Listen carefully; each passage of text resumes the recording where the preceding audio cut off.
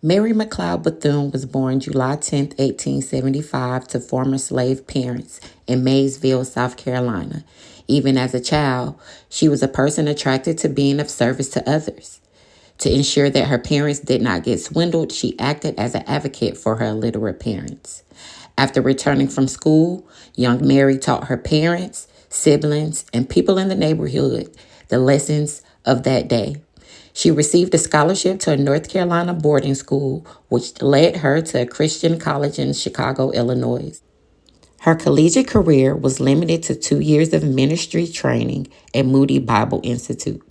After being denied the right to participate in a missionary trip in Africa because of her race, the great educator, as she was called, started her career as a teacher in Georgia, first Savannah, then Augusta.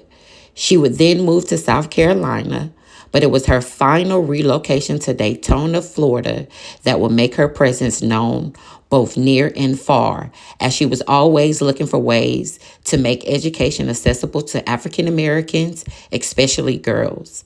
In 1904, with just $1.50 and a handful of girls and her son, she opened the Daytona Beach Literary and Industrial School. Dr. Bethune's main objective for the Daytona Educational and Industrial Training School of Negro Girls was to uplift Negro girls spiritually, morally, intellectually, and industrially through a comprehensive and practical training. To develop Christian character, to send forth women who will be rounded homemakers and Christian leaders trained in the mind, heart, and hand, being in their idea of a complete education. McCluskey and Smith, 1999.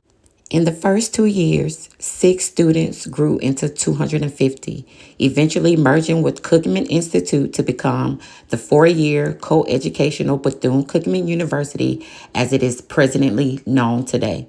She comprised an educational philosophy that is fused with principal doctrines and related practices of progressive and postmodern education. FDR implemented the National Youth Administration. Bethune lobbied the organization so aggressively that within 2 years, she was appointed the director of the Division of Negro Affairs and became the first African American to do so. She also managed the NYA funds and helped Black students through school-based programs. Her determination helped national officials recognize the need to improve employment for Black youth. According to the National Youth Administration's final report issued in 1943, more than 300,000 Black young men and women were given employment and work training on NYA projects. These projects opened training opportunities for youth and enabled them to qualify for jobs that most likely they would not have qualified for. From the 19th to the 20th century, Dr. Bethune selflessly fought discrimination on the behalf of a larger movement. She evolved into the most prominent and powerful African American in the 20th century through her philosophies. She served as a catalyst for change, equality, equity, and inclusion of African Americans and girls in the American school system. She also aimed to liberate African American youth from the disadvantages of the segregated South.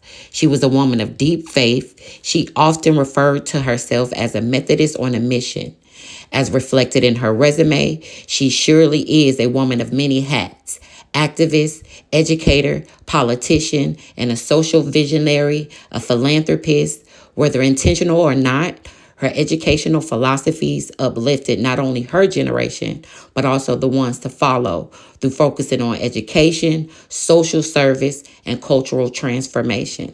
Dr. Mary McLeod Bethune is a primitive Black female activist who helped lay the foundation to the modern civil rights movement, which was to follow.